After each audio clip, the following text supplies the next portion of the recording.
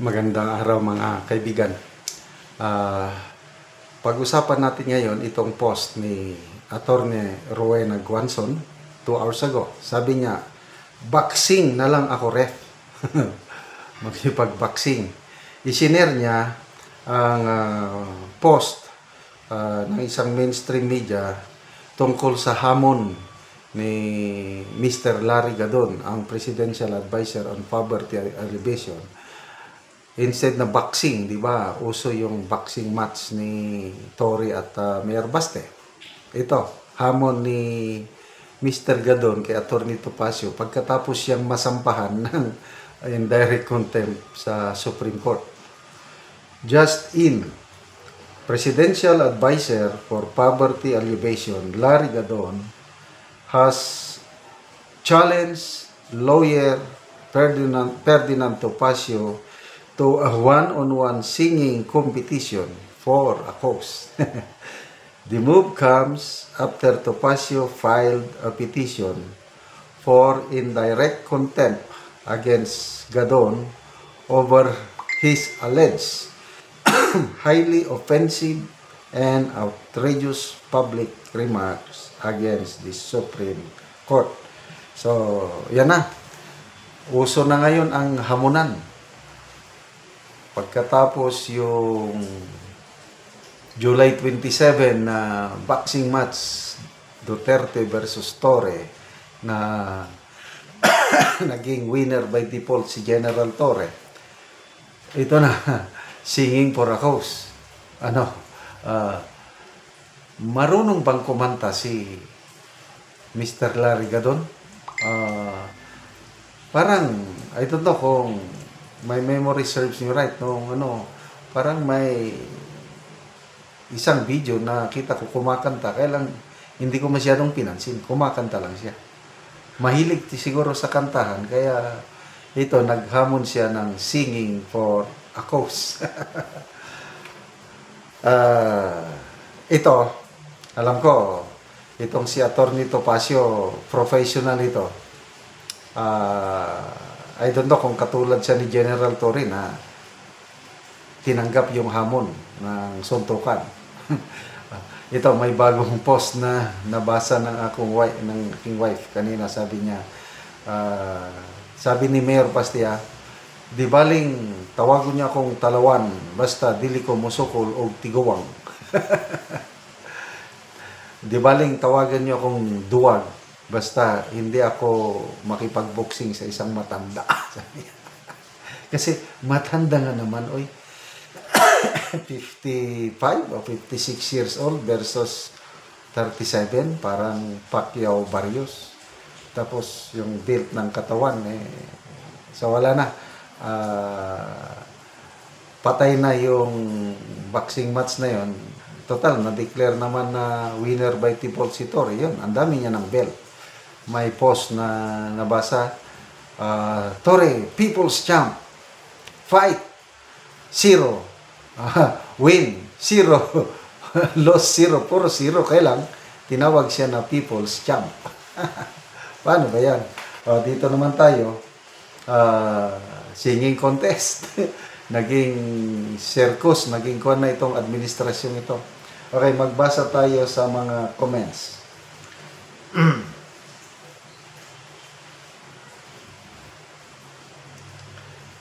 Nads Rosal Kadampo, drug test for a cause na lang kayo. Baka papayag pa itong si Attorney Topacio kung drug test for a cause. Kasama ang mga amo. Isama ang amo sa Malacanang, hair follicle test. Ryan Garcia, I think kailangan ng magpatingin sa psychiatrist si Gadon.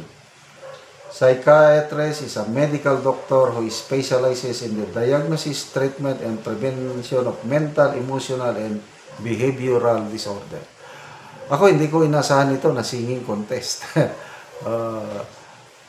Bakit biglang, kung boxing, pwede pa dahil parang sumunod na lang kay Tory at kaya biglang naging singing. Snowy McDonald, Ma'am, I think you need ask the mental hospital if merong spare space for Gadon. Kasi palala na siya, palala. Kita mo yung interview niya sa, I think, sa Batasang Pambansa. Nanlilisik yung mata niya. Oh. Sabi niya, ako nga? Napakaliit yung aking offense. Dinisbar ako ng mata niya. Talagang gumagano. No? Napakaliit yung aking offense. Dinisbar ako. Si Sara pa na gusto niyang patayin ng presidente. Kikita mo yung galit niyo. Talagang may kinikim-kim na galit sa Supreme Court. Kaya tinawag niya, tuta ng mga Duterte ang Supreme Court, tuta. O ngayon, napailan siya ng kaso. I don't know kung ano bang parusa ng cite in contempt sa Supreme Court. Kasi kung sa Kamara, kulong, unlimited ang kulong sa Kamara eh. Si Colonel Grijaldo, naka 6 months. Ito, kung ma-cite in contempt ka ng Supreme Court, i-search ko nga mamaya kung anong parusa. Medyo mabigat ito dahil Supreme Court eh. Kataas-taas ang hukuman, tapos pagsalitaan mo ng tuta. Grabe naman to, Ako nga, parang hindi siya dating abogado at tama lang na na-disbar siya dahil yung mga ganong attitude. Kung anong ginawa niya noon sa mga members ng media, yung sanhi ng kanyang pag-disbar, yun din ang ginawa niya ngayon.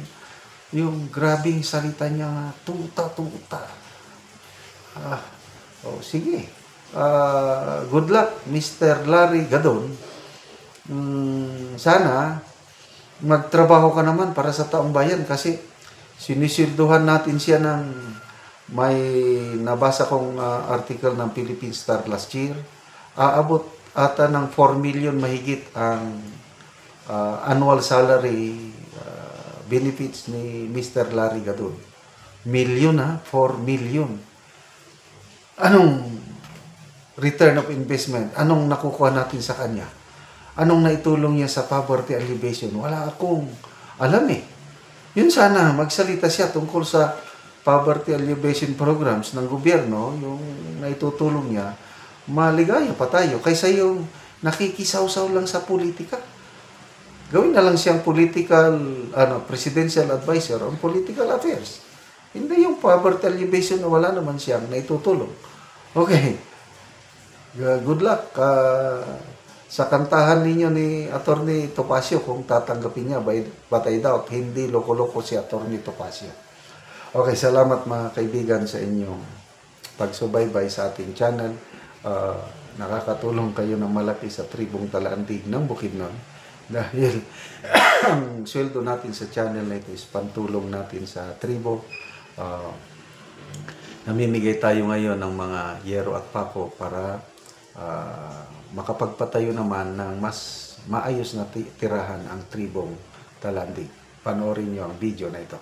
Ni sila ang nataga Gero, mag-atop na ni sila karon.